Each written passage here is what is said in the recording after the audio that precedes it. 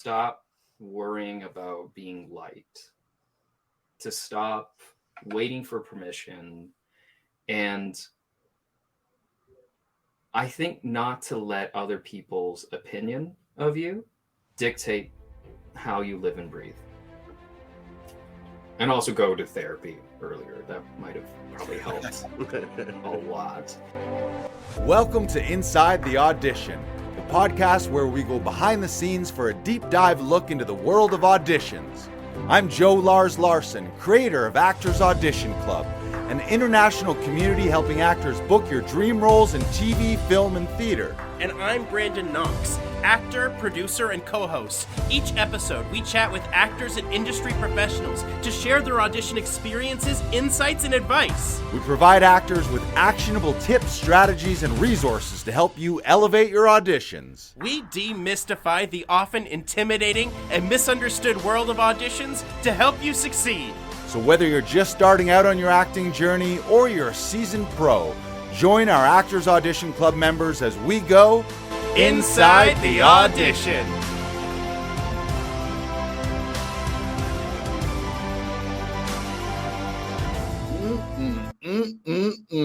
Love me a good new intro song. Yeah. That was hot. I feel like it's so inspired here inside the audition. Can we do it live? Let's do it live. As we go Inside the Audition. Welcome, welcome, welcome. This is episode 124. We got a doozy today. We got a fantastic guest, a last-minute guest as well, but you've seen him in a ton of things. Basically, has he been in everything? I feel like he's been in everything. Everything, yeah. Every single thing. Including recurring as Children Ruin Everything. That's one of the everythings that he's been in. But we're going to get to him in a moment. How are you, BK Broiler? Brandon Knox, co-host of Inside the Audition. I am very good today. I'm very excited to be speaking with our guest today. He's a very close friend of mine, and I'm very excited to be talking to him. And I'm very excited that we're kicking off season 3 of Inside the Audition with a new hype intro, which is great. I really love the song. Yeah. We spent a lot of time on that yesterday. What? Maybe an hour-ish, 45 minutes, something like that. Yeah. It was an upgrade. Here. This is episode 124. This is we are getting up there. Yeah. We're getting how was your week? It's been good. There's been a lot of sessions here at the studio. We've been working on a lot of cool projects, and we've been helping actors nail their new self-tapes for this new year in 2023. And fun fact, Brandon and I had a night last night doing a corporate dinner theater wacky murder mystery show, and it was fantastic. And a little birdie told us that the client wanted to tip us with a couple Benjamins. Yeah, so fist bump there. It's nice to get tips. Was it a standing O? Half standing O? Yeah, let's say a standing O. It was a slow clap to standing O. Here's extra money. Getting that corporate money. Yeah, that was a great show. That was really fun. Yeah. Yes. All right. Well, should we just get into it? I feel like we should just get into it. I think we should just get into it. Why don't you say the magic words, Lars? The magic words. Abracadabra? What are they? Not quite. There's something else that you need to say. I think I was thinking earlier, since you have the personal connection with Julius, you went to school with him. I think you should say the magic words. Okay. Are you going to press the button? You know how to roll your R's? Not well, but we'll see how it goes. I just need to pretend press the button, right? Okay, sure. You say roll the clip. I'll pretend press the button. Roll the clip.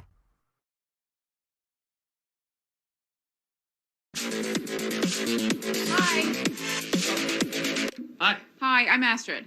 Am I in trouble? I don't know. Are you? I thought you were going to tell me the music was too loud. It's too loud. Yeah, but that's not for me to decide. Or is it? Where's Chuck? Oh, he left for the private sector? Something to do with money. Oh, he told me to come in today about a new position. Oh, you're the veteran data analyst. Sick. Come in. I'm John Luke, the new team leader. Welcome aboard. Or back, I guess. You had a baby, right? That's nuts. Let's see. Are you my boss? Well, boss is so business. We're all fam, sis. Okay, so you're not my boss. Oh, yeah, no, I'm your boss. Chuck is gone, and there's a lot of new people. We are the oldest ones. You mean I'm the oldest one? Yes. Whoa! You guys want some piping hot samosas? Asha, Yoshi, Asha. Hey. Yo, that's your fake girlfriend? Dude! Oh, sorry, what? And her sister, Priya. Priya, hi. I'm engaged. Doesn't change it. What's with the van? Oh, I'm just helping Ravi out with some stuff. Deliveries, yeah.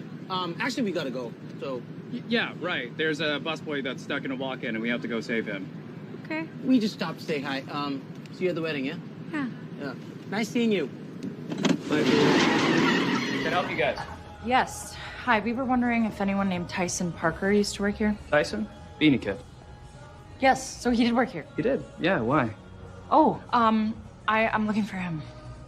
Well, I haven't seen him lately. He stopped showing up a couple weeks ago. Talk to your people? Yeah, they're good. Oh, really? Yeah. Darnell said I could work for you on the side, no problem. No problem? Yeah. We're operating on different territory. It's a different business.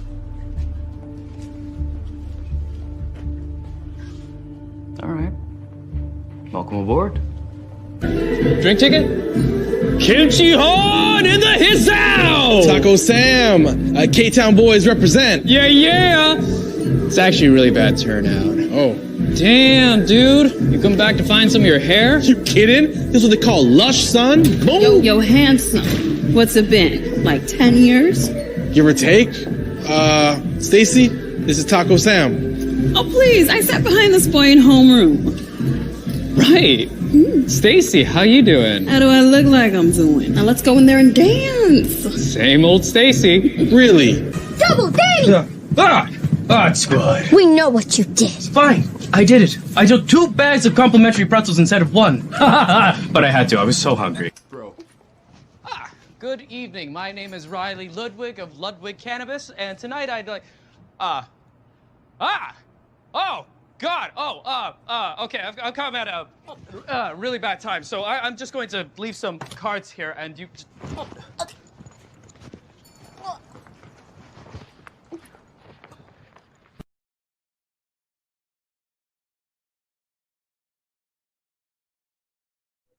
Our Great. guest today is an actor, producer, director, writer, coach, voice actor. He has done it all in his 10 years in the professional business, and he has been so great at what he does. He has been in Kim's Convenience, What We Do in the Shadows. He has written and directed for a company called Pan Doodles, which I was actually a part of for a little bit. He also has a reoccurring role on Children Ruin Everything. My friend and yours, who was also my housemate in my last year at university, Julius Cho! Hey! Clap them in. Clap them in. Thank you. Hell of an intro, Brandon. Hell of an Yes. intro, buddy. Thanks for having me, guys. Nailed it. Welcome, welcome. We just so you know, we have a house rule and a podcast rule and a studio rule of clap them in, clap them out. So Cool. I like it. you've been clapped in. Yes. Thank you. Yeah. I like it. And So my everybody has door, their- my door just flew open here. Oh, now it's flown Oh. shut. It flew open. We're in the middle of a blizzard, and the door just flew open, and now it flew shut. So I'm gonna pop back there and lock the door so it doesn't happen again. There it goes. Yeah. Oh, Ooh. dang. Nice. It's like they knew the door was open for you, Julius. Oh, thanks, man. Yeah. The door needed to clap in its own way. but It did. with It was like, hands. oh my God, we got Julius on? Yeah. my God. Well, thanks for having me. Thanks for being here. And last minute too. Thanks for hopping on board. We just Yeah. for the behind the scenes type people, we sent the guest request to Julius just last night, and he was like, "I'm in." So worked out great. Yeah. Before we get into it, I want to say that you got a great demo reel for several reasons. you. A lot of great parts. It's all super funny. But I just wanted to point out you got short hair and long hair. You got glasses, no glasses, Mhm. and you got a great character named Taco Sam. Yeah. When I looked through your IMDb, I was like, Taco Sam. I love me a good character name on IMDb, and you're like, that's Yeah. all. Like, if nothing more comes out of that in your life but the IMDb credit Taco Sam, that's like check. Yeah. Thanks, man. Yeah. Yeah. It's been a fun roller coaster to say the least. Yeah. Yes. So segment number 1 is something called 1 minute life story. Brandon's going to throw the timer up here, and you got 1 minute to talk about Julius Cho's life. So, ladies and gentlemen in podcast land, we're going inside the audition, the 1 minute life story of Julius Cho, starting now. Hi, everyone. My name is Julius Cho. I have been an actor, voice actor for quite a few years. I started in high school, where I think as an Asian kid, most people expected me to be a doctor or an accountant. I had a great drama teacher who said, why not try acting? So I went to the University of Windsor, where I met Brandon. And from there, had an experience where I decided to transition into voice acting, where ethnicity didn't really matter. My face and all that. So then I pursued animation, which I do quite a lot of as well. And as the pandemic went on, I was like, you know what? I think it's time for me to start doing some film and TV as well. So I've been very fortunate. You'll probably see me on Netflix, HBO Max, and all these other great networks for some really fun shows. And yeah, I'm off to do more things, and it's quite exciting. I still got 6 seconds to spare, so. Yeah. Ding, ding, ding, ding, ding, ding, ding, ding, ding. And that was 1 minute life story. That was a lot of people go over, Julius. So we always appreciate a guest who is efficient in their words. Good. Yeah. Nice. Yeah. That seems like a good enough life story. It felt like the important note. Did I catch in that life story that most of your TV and film, like all those TV and film credits, are just since pandemic till now? Basically, yeah. I had thank you. I had like Kim's Convenience and In the Dark and Odd Squad, but that was over the span of like 4 years. So I left my old agency, swapped to a new one, and then just kind of kept sprinting and haven't stopped really booking and working. So yeah, for the most part, this recent success, I guess, is thanks to the pandemic. Yeah. And I forgot to mention this in my intro for you, Julius, but you've been a series regular on Bakugan for the last 4 years. How has that experience been? It's kind of a dream. I think every Asian kid who grows up watching anime wants to be in an anime. And my character was like the cool, like tuxedo mask meets Kaiba, like dark, gloomy guy. So it was quite a dream come true. And it's really nice to have fans who just message you and they're like, I love what you do with the character. And you're like, oh, thank you. And so, yeah, it's pretty awesome. Yeah. Do you do like Comic-Cons and like fan expo type things as that character yet? No, I would love to, but that's more of in the States. And because Toronto only has Bakugan, we don't really have the same traction, I would say. Yeah. Gotcha. I would love to, though. Someday you'll get to it. Yeah. Fingers crossed. Yeah. I found that really interesting. You mentioned it in the 1 minute life story.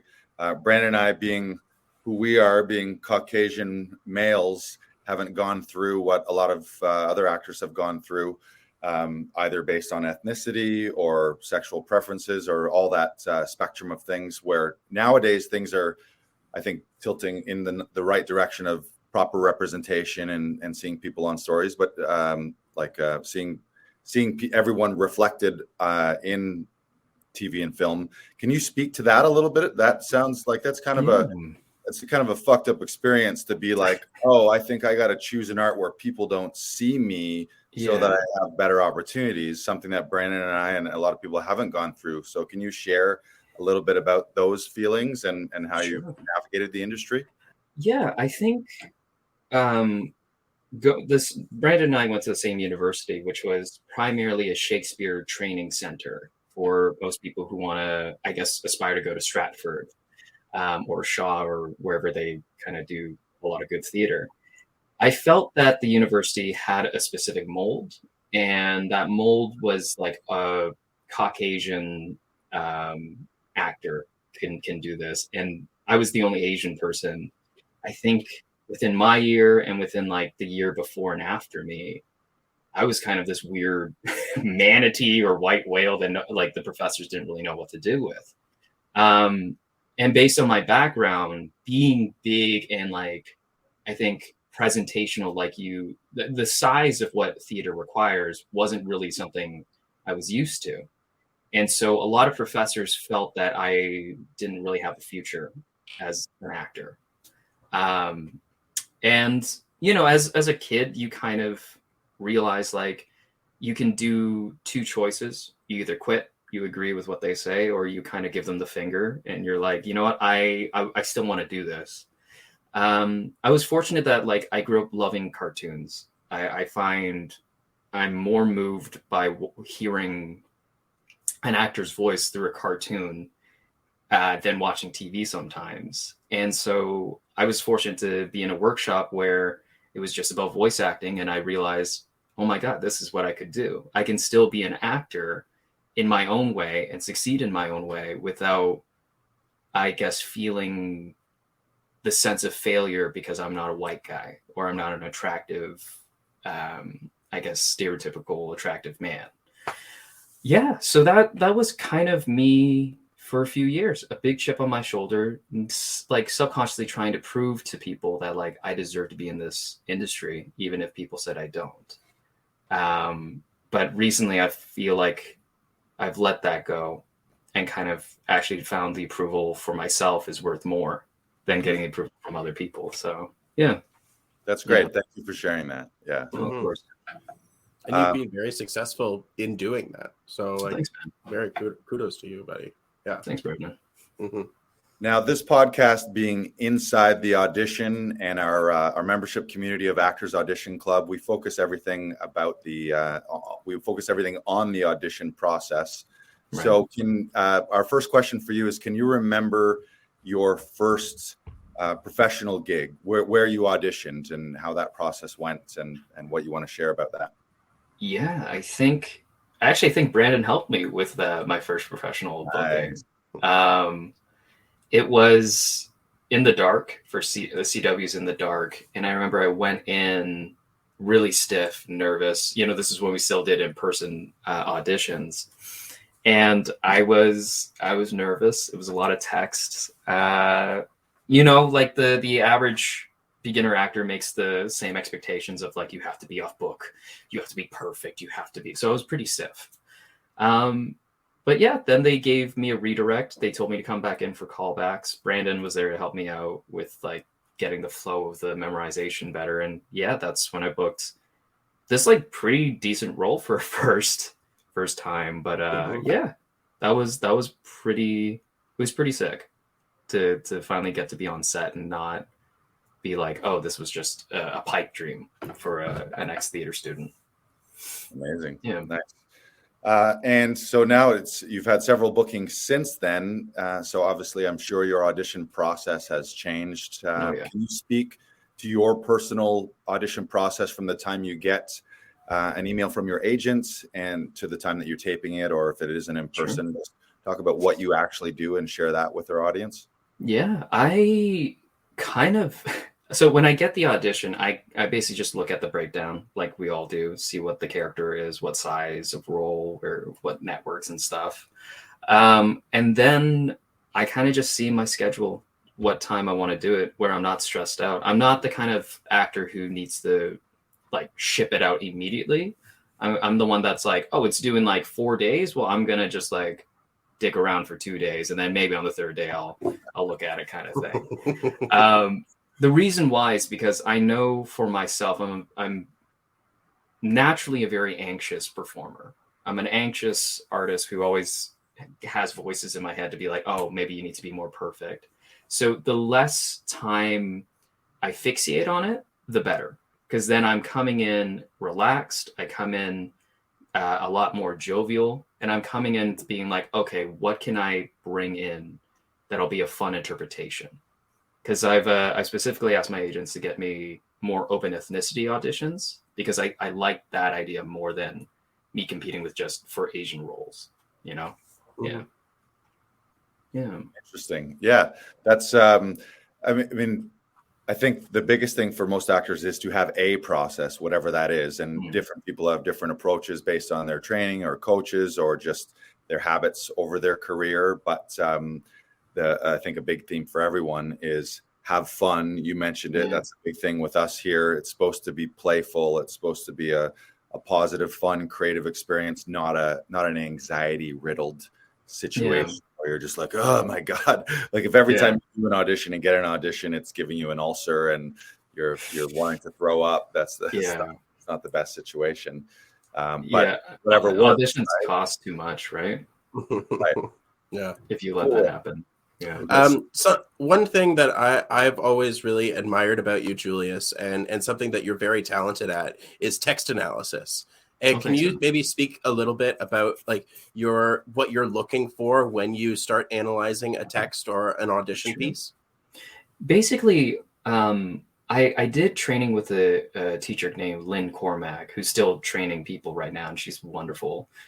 She made this thing that like gave me a huge light bulb, which was, what is the point A and what is the point B?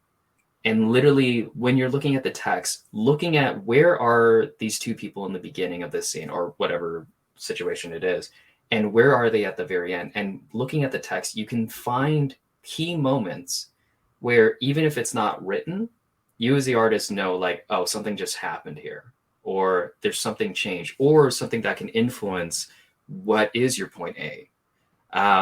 Brand and I were talking about this earlier, where there's a scene where a divorcee is about to leave this guy at a hospital, and both Brand and I were like clearly caught on that, like she's leaving because she doesn't feel welcomed.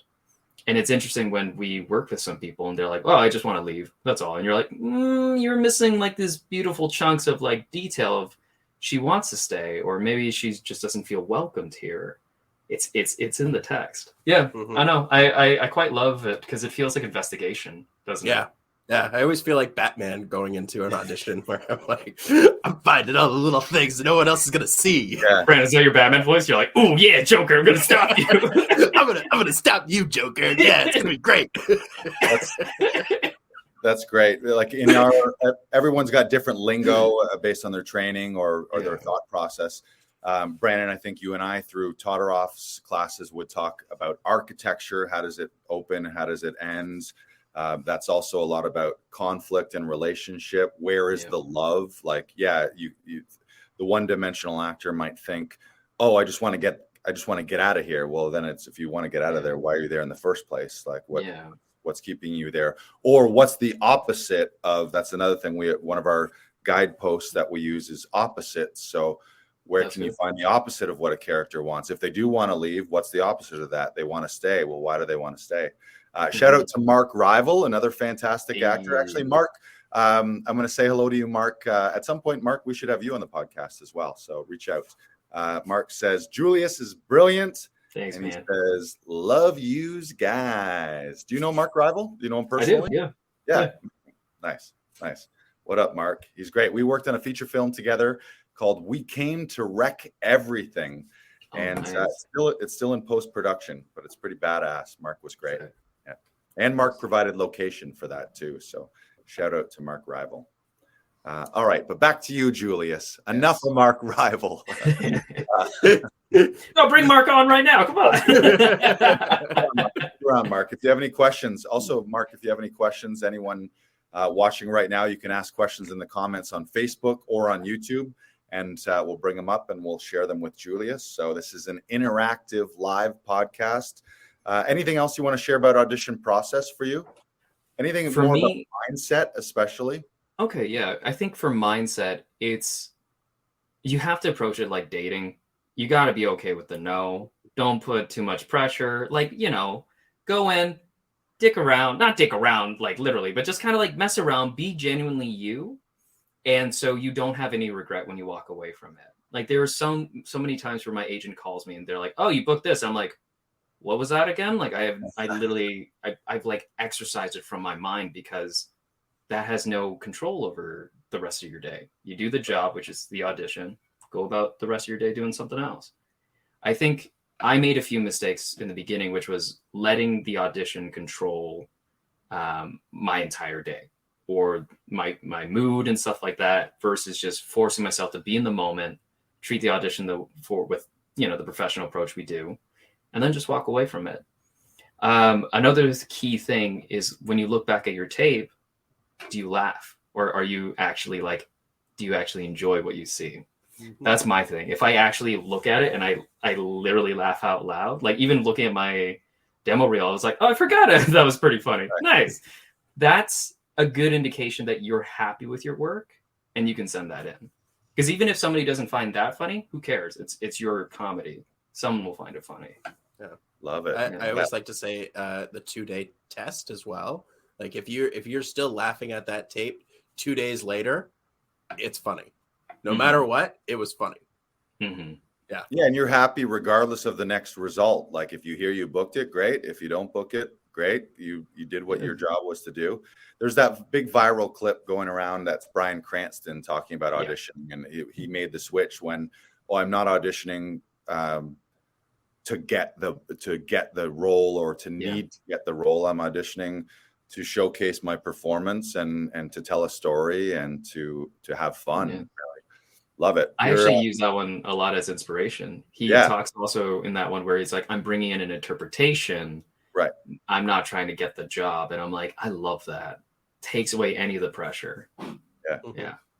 Yeah. You're speaking our language there, Julius. Yeah, Spit and fire. Hopefully the people watching today and listening are taking notes to this too. So this is great. Brandon, what's next? Julius, do you have a memorable audition story that you would like to share with us? Yeah, sure. I think for the audition for John Luke, which was the Children and Everything role that I have, when I first auditioned for it, I was like, there's no way in hell I'm going to get this. It's a dude named John Luke. I don't know many Asian people named John Luke, but fuck it. And what was really cool was at the time I was trying to see if it was like a reader thing when it came to booking, which is it isn't, because it's always just you create patterns in your mind rather than it's just you, the performer. So I do the first audition, they like me, I do a second, I do a callback, and this is probably terrible, but like I didn't know anyone. And I chose not to know anyone in the room. So I didn't know that I was like buddy with the creator right now, or I'm like making fun jokes with like some of the head writers, because I just didn't want to think about the pressure of it all. And then on the second callback, turned out it was just down to me and another guy. And all I'm doing is sitting there being like, all right, it's down to like, do they want a white dude or they want an Asian dude? Oh my God, I have no idea. And like, I go in doing my same thing, making them laugh still. And I'm like, all right, cool. And like, hear nothing back. And I'm just like, great, cool. That was a fun process. I'm good. I'm done. And on my birthday, I get the call that I booked it. And I was like, what the heck? Okay, I guess I'm John Luke. This is a really good birthday present. All right. Yeah. It's not really a funny story. It's more of just a story. I don't know. Sorry. No, that's great, man. On your birthday, what a great. Maybe that's why they were waiting. They're like, it's his birthday soon. Let's just wait and give him a birthday. How would they know it was my birthday? That's the creepy part, Lars. Don't ask questions, Julius. Don't ask questions. The universe knew. Maybe they didn't know. The universe knew. Yeah. That's great. Do you have any? We always like to ask this too. We obviously like to focus on wins and the positive. But any audition horror stories without naming names or throwing anyone under the bus? Oh, yeah. Or just wacky, weird things that you've been asked to do, or sketchy places that you've gone to do an audition? So nothing sketchy per se, but I did an audition for, it's like an Omni TV show. I think it's called Blood and Water, which is like full Chinese speaking crime drama. And everybody going in are like friends of mine who like can speak Cantonese, but don't speak it like too fluently. And when I go in, the woman who's our reader is mouthing the lines for me and trying to do indications as I'm like trying to focus. And I was like, it's clearly a no if the reader's like, oh, he needs help. Oh, he needs like, I need the police. And I was like, oh, I'm not here. I'm gone. like yeah, that's the one thing I don't miss about in person, where you could be ready and then you go in and you're like, I'm not ready for this. I was not expecting this at all. Okay, cool. I'm turning now. Right. Yeah. We talk about the difference between in person, but I haven't thought of it specifically from the curveballs that you get in the room. Right. And Brandon, we just had someone, Adam Daniel Mazet, one of our members, was just in the studio, and we were talking about the weird juxtaposition and opposite of super prepared, super rehearsed versus just improv in the flow, in the moment muscles.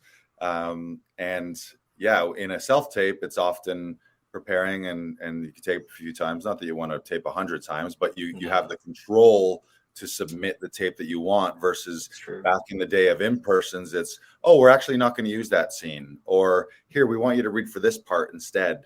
And you're just like, oh, all right. And you just got to roll with it, versus being to just be able to control every little thing. We got a little comment here from Mark Rival as well. Again, Mark says, I'm not a fan of taped auditions. I believe the director needs to see, feel, and touch the actor in person. Okay, maybe not touch. Yeah, you're right. Yeah, right. Keep your paws off me, Mark. However, I think there are some taped auditions that does not reflect the actor's true range. Yeah, I mean, I guess the thing that you also miss in person is you don't get the opportunity for a redirect, or like you have your one interpretation of it, and that's it until callbacks, versus in the room you could take one and they're like, yeah, that was great, but this is what we were thinking, and then you're like, oh, it clicks, and then take two is what they were looking for. I suppose I kind of would counter that, because I do love us having more agency in the self-tape, where we can and we have to look back at our own performances and really question, am I looking at the right things? Or am I just being like, we need to retake, I don't like how my hair looks, or I make this weird twitch with my eyes. Because, like, you're right that the director, it's nice when they give you the notes and the feedback right there. But especially, what is it, like 3 years into the pandemic, I feel like all of us have to like look at our tapes with a critical eye and figure out like, what is my interpretation, and stand strong with that one. But that's just my well, 2 cents. I'm not advocating for in person. I much prefer self tapes. I do not miss the day of spending an entire day going to 3 different places across town in transit to be in the room for 5 minutes. And not to mention sitting with your competitors all outside as you're just kind of like patiently waiting to go in. It felt like an exam, you know what I mean? Where I'm like, I don't want to see Brandon's smug face when it comes out of an audition. What I did kind of like, because I would see buddies and friends, but I know what you mean. Yeah. You also want to be in game face and just like, I'm here to nail this one, versus I'm here to socialize. Because I will say, at least from my experience, that garnered a toxic environment where people were more like friendly just to size you up, and then or either like, get out of my vision, I'm focused. And so by losing or eliminating that weird, oh, we're in competition, you can focus more on the work. You're not being like, well, what's Brandon Knox doing?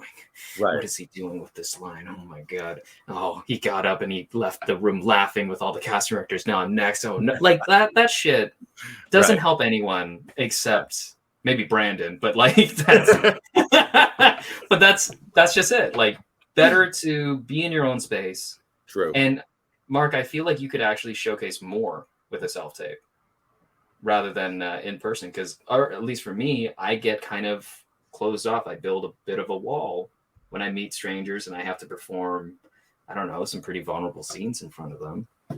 Yeah. Right. Yeah, there's something to say to having I think every actor should have their own home studio, in addition to having other go-to studios in a pinch that they need to go to.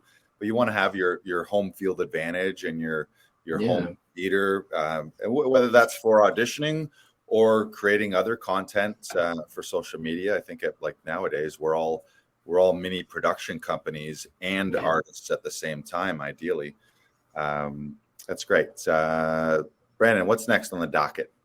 Well, what's next? Julius, do you have an unforgettable on-set experience that you would love to share with us? Yeah, I think when I booked Netflix's wedding season, getting to be on set with Suraj Sharma, who, you know, was the guy from Life of Pi. So I like grew up watching him on TV or on the film screen, and then being his best friend was like insanely weird, but amazing to like get to like talk to him and not be suddenly like dumbstruck. And then working with director Tom Day, you know, who's done like he's worked with like Eddie Murphy, Jackie Chan, Owen Wilson. He's done like some really cool high level movies. I'm like, whoa, what the hell? Like it felt weird to say the least, but in the best way. And I think the best on-set experience was one night. It was a scene they had to cut, unfortunately, but it was like I entered and I would like just say funny shit, and the director would be like, "Yeah, Julius, like, do you like whatever you want, like just go for it. Like, I just want to see what kind of improv you can come up with." And it was kind of a nice gift where you feel safe in a whole room of like masked individuals, and you just feel confident to like experiment and fall flat on your face and still rock it and try and like bring some new ideas or whatever. That honestly, that movie was such a fun experience. And like, yeah, I hope they have a sequel or something. But honestly, every time I was there with the blue hair and they're just like, yeah, and maybe Yoshi can say this, I'm like, all right, let's go. That was like, it was so fun. It was so fun. Bonus follow-up question. Do you have a favorite on-set food, craft services, guilty pleasure? Yes. So in that demo reel, you see me like coming in the sketchy pickup van, and I'm eating like, oh God, I'm eating like the biggest samosa I've ever had. It is delicious. I ate like 4 of those, and I was like I'm not. There's no spit bucket. I'm just like, yo, I'm good. I'm just eating this. Like, maybe thinking about continuity, but I'm like, nah, I'm just going to keep going. Like, it was, I don't know what they did. It was the size of my head, and the leads were upset that they couldn't eat it. And I was like, too bad. I was like, this is all I've ever wanted. Also, yeah, the food on wedding season was insane. The prop food that I had to eat was insanely good. And I was like, okay, I'm not used to this. Well, it's a wedding. All food at a wedding's good. Or most of it, anyway. Yeah, it depends on the cake. Yeah. Okay, so Julius, let's look into the future. We've looked at the past. We've looked at your stories. You've given us some wonderful tidbits. Now let's look forward.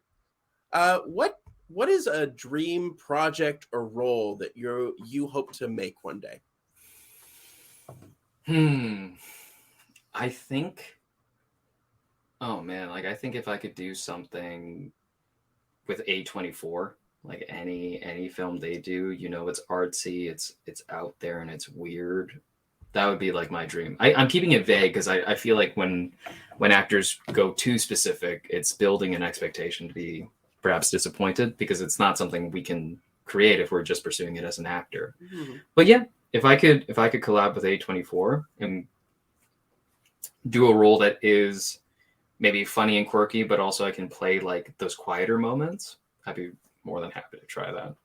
What did What did A24 make again? So A24 is the production company that's like responsible for like, oh God, I keep saying this wrong. Everywhere, at the same place. Oh my God, it's that Everywhere, really all at once. Right. Yes. Yeah. I always want to say like all of it, anything. It's great. Like that's not the name. I mean, they probably got pushback for the name of that, being like, nobody can say the name. It's like, no, this has to be the name. Nobody can say it. Yeah. It's a wonderful movie, and it's like, I don't know if you two have seen it, but it's I haven't. One of those, it's been on my list. I haven't yet. Yeah. A24 is definitely like the people with like surrealistic or crazy absurdist approaches, and they're like, yeah, go for it. Let's see it. So like some of them are duds, but like most of them, you're like, I'm interested to just watch and see what the heck you did.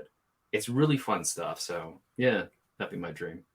Nice. We've got someone on Facebook popping on here. If they're still watching and listening, let us know in the chat your name, because if you don't give StreamYard your permission, it's just showing up as Facebook user. But someone watching says, I worked with you about 6 years ago in a workshop on Dundas Street.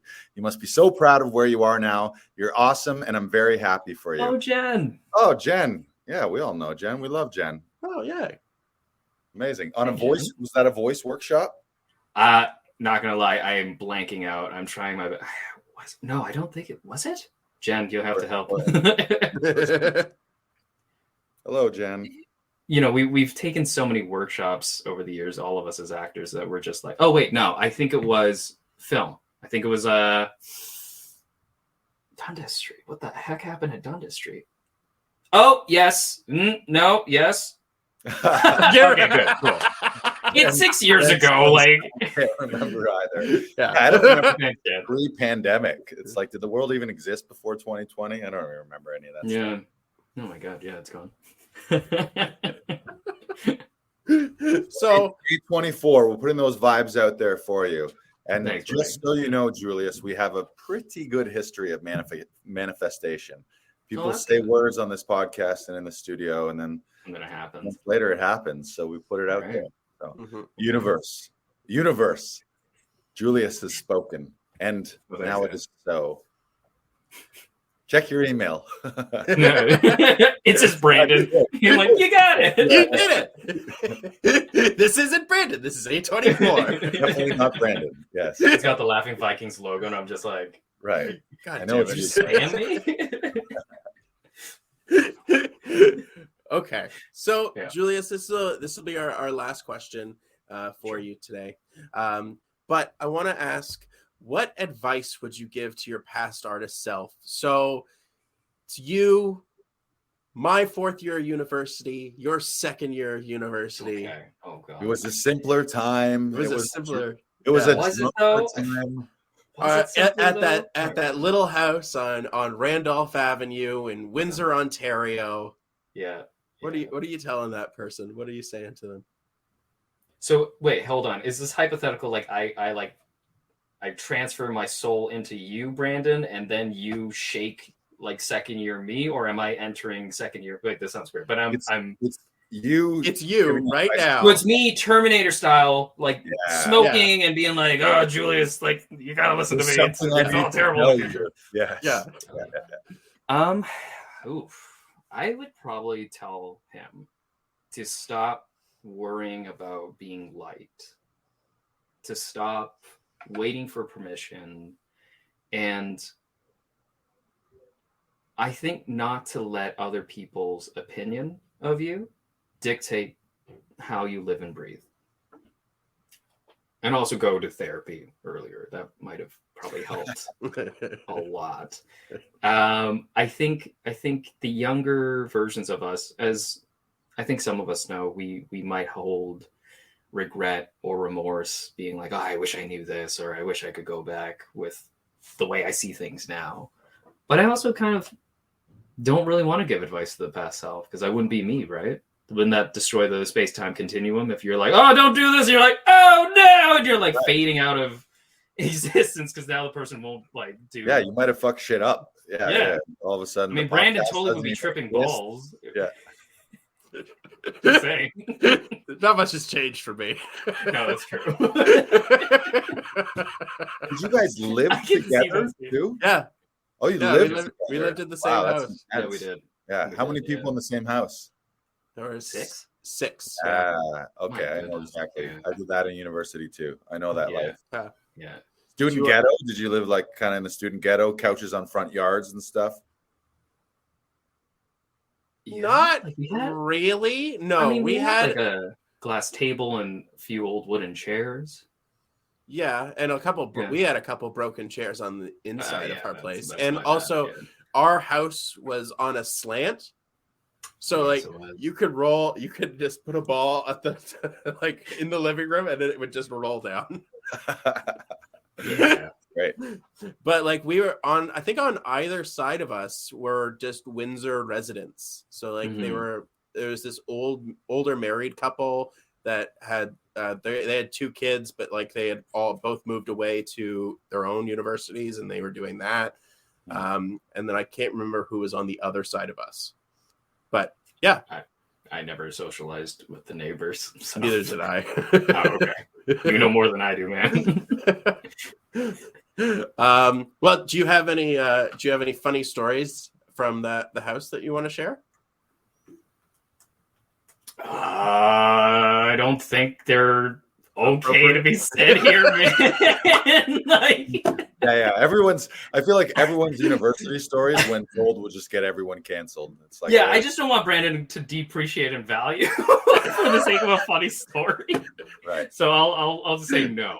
That's fair. We'll save it for the green room for Yeah. You talk a lot in your sleep, bro. That's all I'm gonna say. Oh, can you hear it? God damn it! Oh, it's fine. Don't worry. Yeah, whatever. We'll keep it there. It's my own problem that I got to worry about. That's future Brandon's problem. That'd be a good podcast. Just set up a little tape recorder next to your bed and Brandon's sleep talking podcast. Yeah. Share all your secrets. It would be very problematic, but yeah. All right. The volume would go too loud if you're screaming. Yeah, I don't know. This has been great. Thanks for hopping on, Julius. Thanks for having me, It's guys. been fantastic. You shared so many pearls of wisdom, and I love listening to different actors' perspectives, but it's very clear based on how you think about things and your philosophy of auditions and of the business and of the arts that it's very clear. There's a clear path between your thinking and your success, I think. So there's no doubt that you're on such a roll right now, because I think you got a great approach. Super fun too. So appreciate you. Thanks, man. Hopefully we'll see you again soon. And listeners, viewers, make sure to subscribe on all the podcast platforms.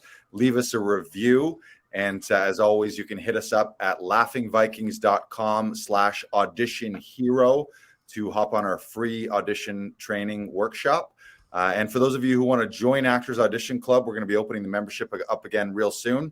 So if you hop on the priority waitlist at laughingvikings.com/join, you'll be on the priority list before we make it available to the general public, so that you can get access, so that you too can tap into the winning strategies and systems and tips and tactics and tools that today's working actors are using to book more roles in television and film, including hopefully your dream role one day. So hit us up at laughingvikings.com/join. Final words, Brandon, anything? Thanks for being here, Julius. No, thanks, Brandon. Thanks for having Yeah, me. that was great. Great meeting you. Yeah, like Follow Julius, everyone. Follow Julius. Yeah. And watch him on all the shows too. Right now. You'll be seeing him around. Guaranteed. And also hearing him everywhere. Yeah. I guess so. Yeah. All right. Thank you, everyone, for tuning in. We will be back next Wednesday. We'll probably be doing it a little bit earlier, maybe around 1 p.m. next week, but we will get back to you on the confirmation for that. Thank you so much for tuning in, and have a fantastic rest of your week. Goodbye, goodbye, goodbye.